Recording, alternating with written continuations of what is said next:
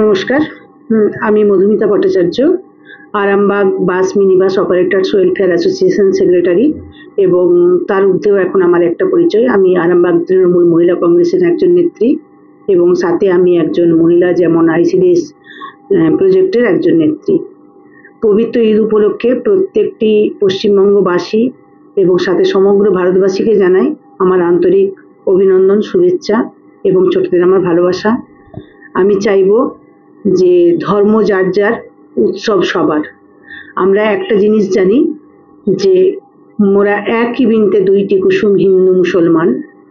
আমরা চাইবো আমরা প্রত্যেকে ভাই ভাই হয়ে এবং আমরা সমস্ত একত্রিত হয়ে, আমরা যেমন কয়েকটা ইফতার পার্টিতেও আমরা সমস্ত হিন্দু মুসলিম একত্রিত হয়ে খুব আনন্দের সঙ্গে উপভোগ করেছি এবং আমরা ঠিক এভাবেই চাইবো পবিত্র ঈদেতেও সবাই একত্রিত হয়ে আনন্দ উপভোগ করুন।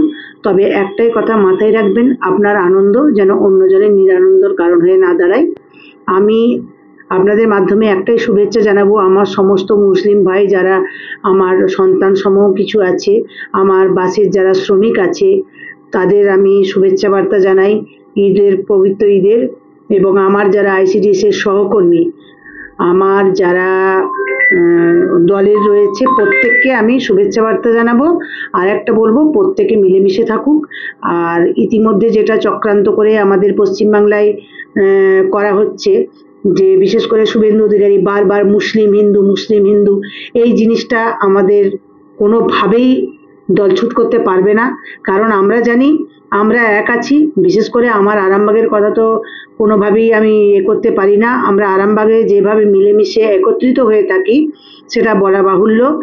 আর পশ্চিমবাংলায় এরকম দ্বন্দ্ব কেউ চেষ্টা করলেও বাঁধাতে পারবে না, পরাজিত হবে, এটা আমাদের দৃঢ় বিশ্বাস।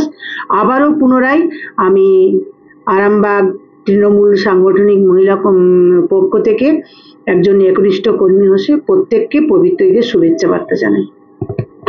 নমস্কার।